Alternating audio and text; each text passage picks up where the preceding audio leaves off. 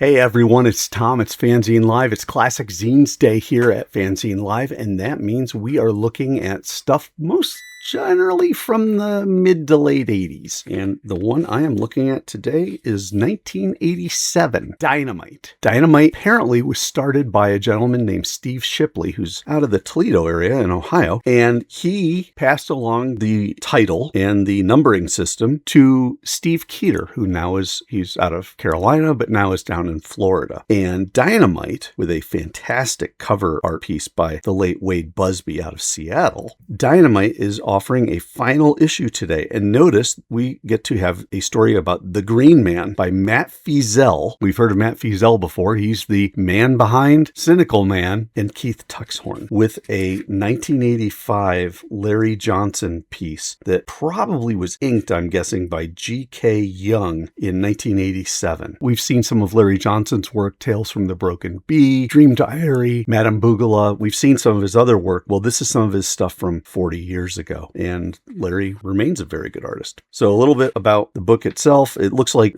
Steve Keeter, the publisher, looks like he signed off on this on the 2nd of January, 1988. This is a piece drawn by Tim Corrigan, the late Tim Corrigan, publisher of Small Press Comics Explosion, and a darn good artist in his own right. Good storyteller, too. We start with a piece by the late Larry Blake, 1987 here, about Revenge of the Bubbleheads. It's just a 2-pager, real simple, but basically it's having fun with how these aliens with these circular faces tried to take over the earth, and it didn't work. And instead, now their faces are everywhere. But the thing that I find really fun is they decided to get even because they couldn't take over the earth. They decided to get even by doing the worst things they could think of to the earth people. It's this caption box that really drives it all home. We've changed Coke, the new Coca-Cola drink that they had back in the 80s. We've given Spider-Man a new costume. Yes, he went from red and blue to black. We made Wasp a well-known band. Okay, that one I don't know. Made a so-so actor president. Well, hello, that's Ronald Reagan. Had Kiss remove their makeup. Larry's a huge Kiss fan. He hated that. And then my favorite here, and put John Byrne in charge of Superman. Apparently Larry was not a John Byrne Superman fan. I actually think John Byrne Superman was fantastic, but okay, we'll give that to him. So yeah, this 2-pager with some nice artwork. I mean, Larry does a great job. Real simple, but I think it was really written just so he could vent about a few things like that. Next up, we get to Hold the Pickle, Hold the Lettuce by Keith Tuxhorn and Matt Feazell. Now, I do note here it says inks on pages 10 to 18 by Steve Keeter. This is the meat and bones of this particular issue of Dynamite. This is a Matt Feazell drawn piece, and I do not see a stick figure anywhere. This is really kind of exciting. The story's kind of interesting. It's all about how these farmers have decided to set up roadblocks because the corporate overtaking of farming has made it harder for individual farmers to survive and thrive. You hear about these farmer roadblocks sometimes over in Europe. Well, this is an American one, and they use that as the basis for a superhero comic. So you got the character, he's flying around. He gets attracted to the daughter of the farmer who's behind all this. But some great cartooning. I mean, look at the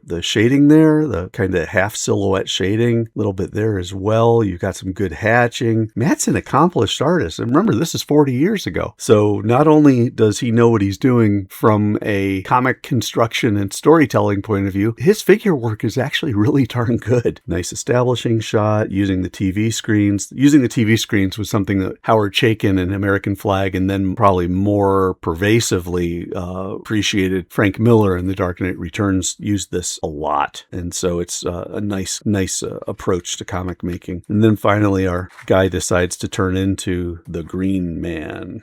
He's put in an interesting situation because I think he's somewhat sympathetic to the farmers and their issues, but the government is not sympathetic, and he's trying to just help diffuse the situation. But I mean, they're firing bullets in this thing. This is not healthy and not safe. And there's some good action shots. You got some explosions. This is really pretty cool. They eventually have the final showdown, I guess you would say, at an airport, which of course leads to a crazy situation with the airplane. But the Green Man and O'Connor had defeated the remaining farmers attempting to hold the airport hostage. And now they wrap it up with a nice closing scene. He's got himself a girlfriend.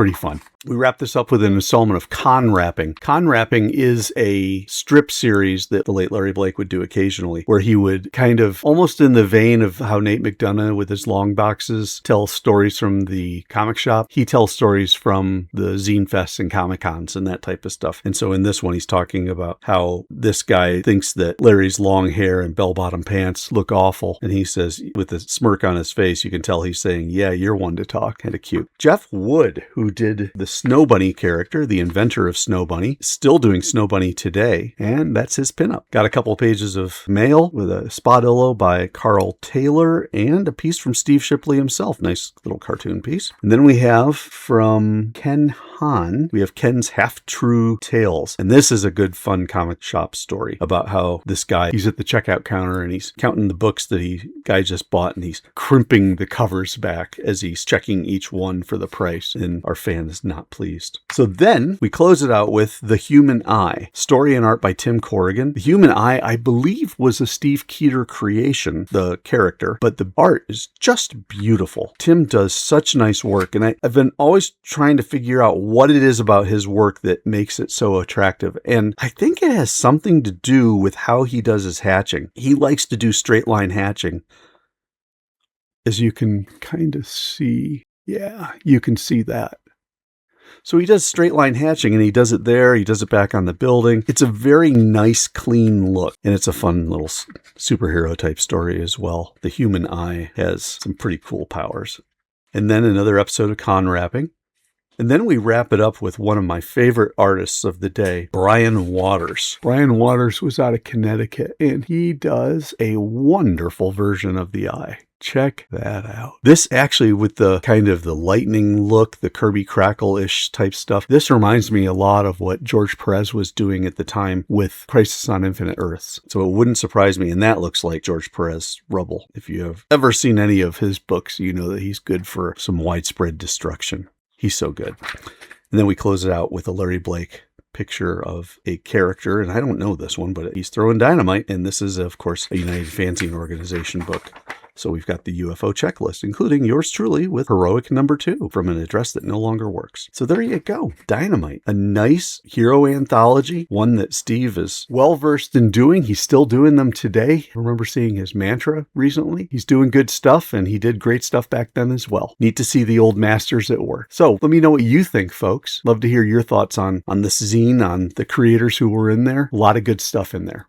I thank you so much for watching. This is Tom. Don't forget, leave a comment if you're so inclined, but also like the video, subscribe to FANzine Live, and tell your friends, because we look at classic zines when often they're simply just too hard to find and they've fallen away in the dustbin of history. Not here, they're over in my stacks. Thanks for watching, everybody.